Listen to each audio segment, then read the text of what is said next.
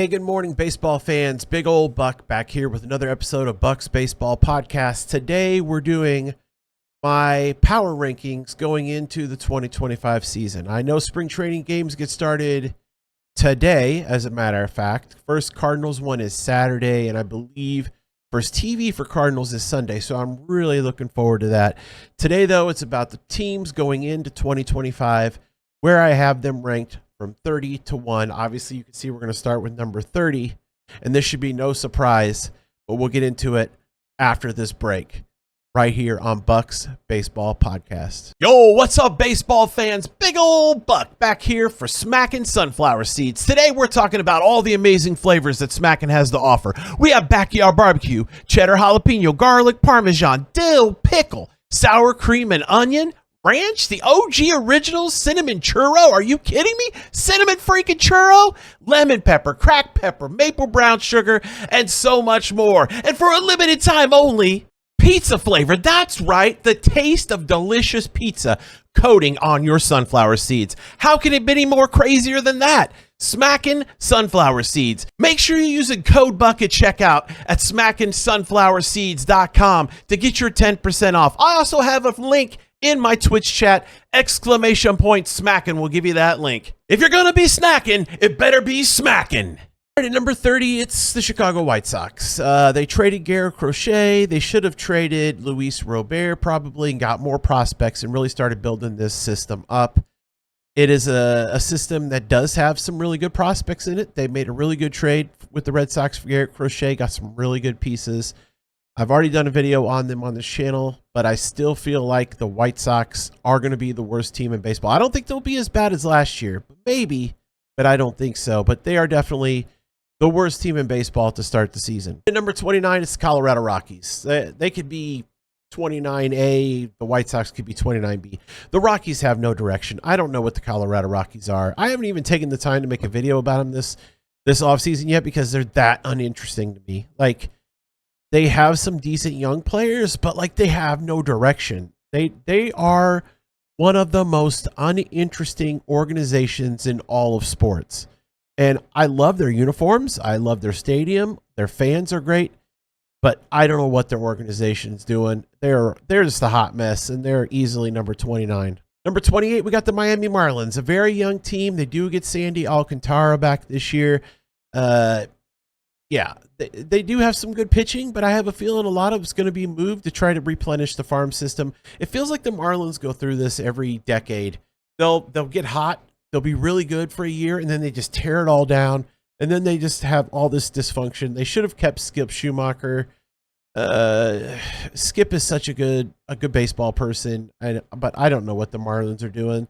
They're a hot mess. Not as bad as the Rockies organization, but they really are a hot mess, so they are number 28. Number 27, Sacramento A's. Now, the A's have taken some nice steps this offseason. They brought in some pitching. They're going to be playing their games in an interesting ballpark, and I think this team has a chance to make a little bit of noise, and maybe, a few weeks into the season, month into the season, they won't be this low on the list. But right now, it's where I got to put them. They brought in Severino. They still have Mason Miller. Rooker got an extension. They have some interesting pieces, but right now there's just too many teams ahead of them that, where I feel like safer placing them ahead of Sacramento than they are right now. So that's why I have them at 27. All right, at 26, and this one hurts because I do like the Nationals. I think they have a lot of good young pitching. I feel like they have some great young players. I think they have a chance to be really good this year. This is just preseason, going into spring training games, rankings. I don't necessarily think this is where they'll finish this year, although they are in one of the toughest two divisions in baseball. Both East divisions are very, very tough. So I don't foresee them finishing any better than, fourth place in that division. But who knows? Like I said, they do have a lot of nice pieces, but right now I can't do anything better for the Washington Nationals than placing them at 26. 25, it's another team that I want to love, but outside of their pitching, there's not a lot to be excited about. Ke'Bryan Hayes has never really became the player that I thought he would be. They need more offense. They have all this young pitching. They could have traded some of it to get some more offense. They could have actually spent some damn money and got some offense for this team, but no, they didn't want to do that. They never wanted to do that. I wish their owner would sell the team. I'm sure Pirate fans feel the same way. This is absolutely crazy that we're at this point, and the Pittsburgh Pirates are, with the amount of pitching they have, are this low on, on this chart. But here we are, number 25. Number 24 is an interesting team. I really like this team a lot. I think they have a chance to make some noise in the AL West. The AL West is not as strong, in my opinion, as it used to be. So this team right now, having them, basically as the third best team in that division is not a bad thing. I still think they can make some noise. They need some more pieces. They really need another bat and probably another starting pitcher, in my opinion. But they have some starting pitching. They have a good bullpen. Mike Trout, if he can stay healthy, can really help carry this team. So I don't know. But right now I have them at 24, and that's the Anaheim Angels. But I do think there's a chance they could make some noise this season. 23, it feels really weird having the Tampa Bay Rays down here, but this is where they're at. They haven't really done anything significant this offseason, in my opinion, to put them above anybody else in their division, although the Jays are right there with them. The Orioles, the Red Sox, and the Yankees are clear head of the class in that division. So that's why they're where they are. Could some of the younger players be better? McClanahan's coming back this year. That could help them a lot. But right now, this is where I got to put Tampa Bay at number 23. Number 22, it's the San Francisco Giants. I know this feels weird. Buster Posey's taken over. He's kind of doing some stuff. They signed Adames. They signed Justin Verlander, who's 42, so I don't know what he's got left in the tank. I'm rooting for him because I love Justin Verlander, but I just don't know how healthy he's going to be, for the whole year, what he's got left in the tank. Adames is a huge get, but outside of that, I'm not, I just don't see a whole lot in San Francisco to help compete against the Padres, against the Dodgers. You know what I mean? Those two teams at the top of the division are just stacked and very talented. They're definitely better than the Rockies, but that's not saying much. So that's why I have San Francisco at 22. 21, it's another team that didn't do anything this winter, in my opinion. That's the Minnesota Twins. They have a division that's very winnable, and yet they just choose to kind of just stay where they're at. And to me, that's not good. That puts them, I believe, in fourth place in their division right now. I want to like the Twins, but, the three teams in front of them have done much more to make their teams better. And Minnesota just kind of been sitting there. So there's nothing exciting to say about Minnesota except for they're probably better than these other teams behind them. All right, number 20, it's the St. Louis Cardinals. This might be a little high for them, but I really do think Nolan Arenado is a possessed man coming into spring training. He feels like teams have forgotten about him or they're looking over him. Like they just don't believe in him anymore. And I think he's going to have a monster season for St. Louis if he's there the whole year. If he gets off to a great start, if he's like an all-star and the Cardinals aren't in it, obviously there's probably going to be teams looking to add him that might, make him want to go play there. I really believe in Lars Nootbaar and Contreras, who come in looking jacked. I believe in Herrera, Gorman, all these young kids, Donovan. My problem with the Cardinals is their aging staff and their lack of allowing the younger pitchers to play with the younger position players. Miles Michaelis should have been cut. Even if you can't trade him, get somebody to eat part of his salary, even if it's $5 million or whatever. I know he's got a no trade as well. Fine. If he doesn't want to go to another team, just let him go, eat the money. Let McGreevy have the starts. You know what I mean? You have other guys coming along, Tink Heads, Matthews, they're coming along. Can't have Matz in this rotation. He's got to be out of the pen. There's just too many guys that are starting to be ready that need looks. And I don't know what the Cardinals are going to do with their pitching this year. I think the Cardinals have a chance in a halfway terrible NL Central to make some noise. Just going to be a matter of how they play it. All right, number 19 is Toronto Blue Jays. Like I said, fourth best team in the AL East, in my opinion. They're a mess. They tried signing everybody the last 2 years. They ended up with Santander. They have a decent pitching staff. They still have Vlad Jr. They still have Bo Bichette and others. On paper and in like Diamond Dynasty and MLB the Show, looks like a fun team, but they just never put it together. And I have a fear that they're going to lose Vlad Jr. since they couldn't get a contract worked out with him this winter. And man, that's just really going to tank this organization, in my opinion. If they get off to a bad start and have to start moving people, you could see Bichette, Vlad Jr., and many others moved at the All-Star break. At number 18, it's the Milwaukee Brewers. I hate putting the Brewers here. You know why? Because every year people disrespect the Brewers, and guess what? The Brewers come back and start slapping people around. They just find people to excel. You know what I mean? Especially with the pitching staff. It feels like they find diamonds in the rough all the time. And every year we go into this saying the Brewers just look like they don't have much. And then what happens? They end up winning the division. I hate putting the Brewers at 18, but I have to. Just looking at roster construction, looking at other teams, I just can't justify putting them higher. So I don't want to say anymore because I don't want to just put that Brewer voodoo magic out there, but 18 for Brewers. At 17, it's the Cleveland Guardians. I want to put this team higher. I love Jose Ramirez. I think he's the most underappreciated superstar in baseball for the last few years. Like, so underrated. Bieber's back. They have some other nice pitching and you know, an offense, but trading, you know, the heart and soul of that team away this offseason in Naylor really just bugs me. The way that Cleveland runs their team really bugs me. I know it bugs Guardians fans as well. I have a few family members, Uncle P shout out, that are Guardians fans, and it really kills them, man, because this team could be really, really good if they just spend some money. But it's another example, like the Pirates and others, of teams that just will not spend money, and that's the problem in baseball right now. Cleveland, number 17. 16, it's the Kansas City Royals. I love this Royals team. The questions I have about them is, can the pitching hold up and be as good as it was last year? Bobby Witt, one of the 3 best players in baseball. Absolutely love Bobby Witt. I collect his cards. He's one of 2 or 3 people that I am collecting anything and everything. I believe in Bobby Witt. I think he's going to be a multi-time MVP. And I believe in some of the other young pieces that Kansas City has going. The problem with Kansas City, in my opinion, and what could keep them from winning this division, is their pitching. Will it be as good as it was last year? Will it come through like it did last year? That's my questions. That's why I have them at 16 right now, but I still love this Kansas City Royals team. At number 15, I know some other people have them higher, but it's the Chicago Cubs. I love their starting pitching. I love PCA in the outfield. I love Kyle Tucker, who may only be there a year the way it's sounding right now.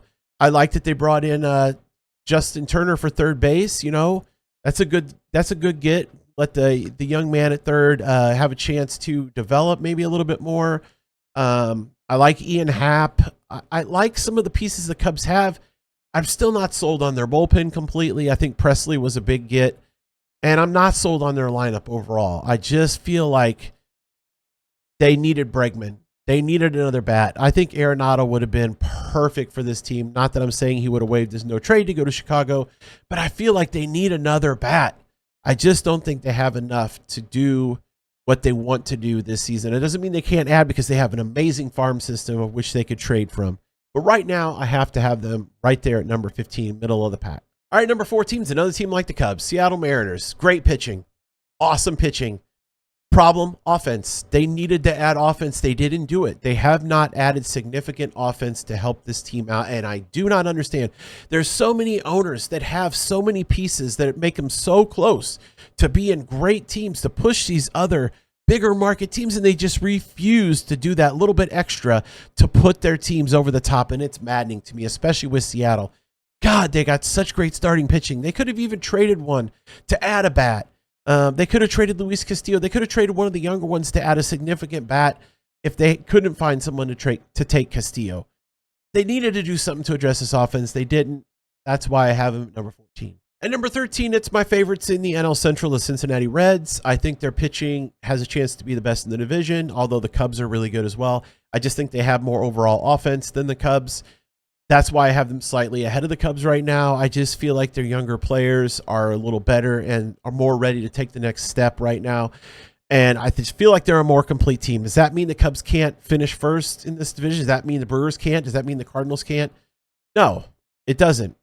But right now, I really like the Cincinnati Reds team, and I think this is their year to take hold of the NL Central and to make a little noise in the postseason. All right, at number 12, it's the Detroit Tigers. This is the best team in the AL Central, in my opinion. They brought back Jack Flaherty. They still have the best pitcher in baseball in Skubal.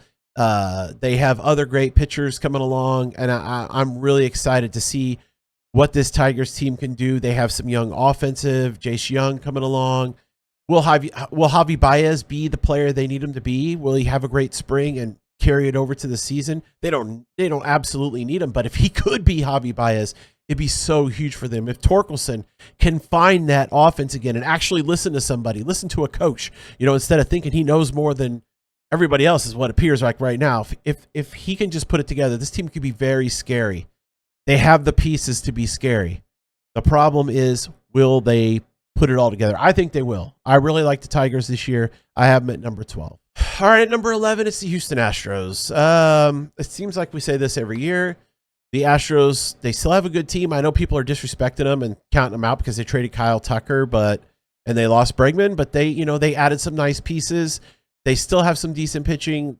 They still have a decent bullpen, and I just still think they're the class of the AL West. I just can't see anybody knocking them off right now. Oh yeah, except for the Texas Rangers, which is why I have Texas at number 10. I feel like they are the better team right now. Jacob deGrom's healthy. He's going to be a beast. I love some of the other pitching they have. Their offense is lights out. They just got to stay healthy. But I think Texas Rangers, this is their year to take the division back. And I feel like they are head and shoulders right now. Well, not head and shoulders, but they are better than the Astros. That's why they're one spot higher. And the first team in my top 10 in this year's power rankings, the Texas Rangers. 9, it's the San Diego Padres. I love this team a lot. I think they could have a chance to win over 90 games. There's so much talent. Like, they have great starting pitching. They have great offense. Tatis Jr., man. Dylan Cease, Yu Darvish, just so much to be happy about. Xander Bogaerts, Machado, on and on. This team is loaded, and I don't see why they wouldn't be favorites to win over 90 games. But the problem is they're in the same division as the best team in baseball, and there are some better teams, I think, overall. But, I mean, you can make an argument the Padres could be higher on this list for sure, and I wouldn't dispute it at all. I really, really, really hate my computer right now and the issues I have with my camera. At number 8, the Baltimore Orioles. The Orioles needed to keep Corbin Burnes, in my opinion, or sign one of the big free agent starting pitchers, or add a starting pitcher like Crochet through trade. They didn't do it. The Red Sox did it. I still want to love this Baltimore team. I love the young offense. They have so much of it, but their starting pitching staff scares the crap out of me. Charlie Morton does nothing for me. Grayson Rodriguez, is he going to take the next step, be the leader of the staff? I don't know. But their starting pitching just scares the absolute crap out of me, so that's why I have them at number 8. At number 7, the Atlanta Braves. I love the Braves. I love their offense. Ronald Acuna is going to be a man-possessed, coming for that MVP trophy this year if he can stay healthy. My issue with Atlanta is, will they have enough starting pitching? Will their bullpen be good enough? If they have injuries on offense, do they have enough people to replace them? I think all these answers are kind of scary for Atlanta. They didn't do a whole lot this offseason. I was looking for them to make a big splash, and it just wasn't there. I still think this Braves team is a playoff team and could make some noise in the postseason. I just think they're the third best team in their own division, though. All right, at number 6, it's one of the most not talked about and disrespected teams in baseball, and that's the Arizona Diamondbacks. This team has an amazing pitching staff. You know what I mean? Corbin Burnes, Jordan Montgomery, on and on. Zach Gallen. They have a great offense. They play great defense. They run the base as well. Corbin Carroll is an absolute machine. I just don't feel like the national media and other people talk about how good the Diamondbacks really are. They are good, and they're going to be really good this year. And while I have them ahead of the Padres, I think the Padres are right there with the Diamondbacks. This, like I said, this whole 9 through 1, man, it could be really interesting. Well, 9 through 2. I don't think anybody's knocking number 1 off, but 9 through 2 could be pretty interesting. But Arizona, number 6, love this team. And number 5 is the Boston Red Sox. I think this team is one of the best improved teams this offseason. They traded for Garrett Crochet. They added Bregman. They still have Devers. They still have Tristan Casas. Roman Anthony's right there, probably going to make the team. Campbell, other young players. The problem is they got to get out of their own way. They got to get Devers on board with DHing, maybe playing some first base, maybe playing a little bit of third base, but Bregman has to play third. Campbell needs to be a second. They need to let these young kids play. I know that, the talk is, leave, Devers at third and Bregman at second and this and that. That's not what makes this is going to make this team ultimately a World Series contender. They've got to get Rafael on board. I love the dude, and he's earned his money. And I know what they said, you're going to be third base, but he's got to do what's best for the team. If he just moves to DH, just focus on hitting like Big Papi did, this team has a chance to really push for the World Series this year. All right, number 4, the Philadelphia Phillies. This team still has great pitching, still has great offense. Will it take the next step, though? That's the thing. I believe the Phillies will take the next step. I believe in this team. I like this team a lot. Bryce Harper's one of my favorite players. I think if they're really close and need more pieces and parts, they will trade to make it happen. But I really like watching this Philadelphia Phillies team, and they're number 4 on my list, just ahead. I have at number 3 the New York Mets. I really like this Mets team. I still think they might have to add some more pitching. But I think for early on, they have 6 starters they're probably going to go with, and they should be all right. The offense should be great. Soto, Pete's back. Lindor. They have offense. I just think at some point they may have to think about adding maybe another bullpen piece or another starting pitcher. But there's a lot to like about the Mets, and I think there's a really good chance we could get a Subway Series again this year in the World Series. Number 2, it's the New York Yankees. Not much to say. Great starting pitching, great lineup. I think Paul Goldschmidt's going to have a bounce-back season in that park. I think Belly is made for that park. I still think this team needs Nolan Arenado, or should have went and got Nolan Arenado for third base. I don't think Jazz Chisholm is the answer there. They definitely don't want to play DJ LeMahieu. But even without that, this is a great team. Jason Dominguez, probably going to be Rookie of the Year, in my opinion. There's not much not to like about the Yankees. This team is loaded, and I really think they were my pick this year to win the World Series over the number 1 team, which everybody already knows, the Los Angeles Dodgers. I'll go ahead and type them in here. But yeah, Dodgers have like 9 starting pitchers. They got a full lineup and then some. This is one of the most loaded teams in the history of baseball. Will egos get in the way? Will injuries become a thing? I don't know. This is the greatest roster money can buy, though. Deferred money, all money. The Dodgers should be everybody's favorite to win the World Series. I'm taking the Yankees, like I said, but there's no way that you can't have the Los Angeles Dodgers as the number 1 team on the first preseason rankings of the teams. You know what I mean? It has to be the Dodgers. There's just no other answer but the Dodgers. I hope you enjoyed this video. I'm sure I'm going to get a little bit of blowbacks and feedback on this video, and I welcome it. Please let me know if I got your team wrong, if I'm undervaluing your team, if I'm disrespecting your team. I love baseball. I don't disrespect anybody who has opinions in baseball. That's all it is. This is where I'm at. Let me know in the comments what you think, where you think your team should be, if I got it right, if my list is pretty good. If you enjoyed the video, leave a thumbs up. And if you're not subscribed to my channel, Bucks Baseball Podcast yet, please hit the subscribe button. I really appreciate it. I'm trying to grow this channel. I love doing YouTube content, and I want to be able to do this for a living if the live streaming stuff falls off eventually. So I'm really trying to build my brand here, and I really hope you guys enjoyed this video. And until next time, you can catch me right here, same Buck time, same Buck channel.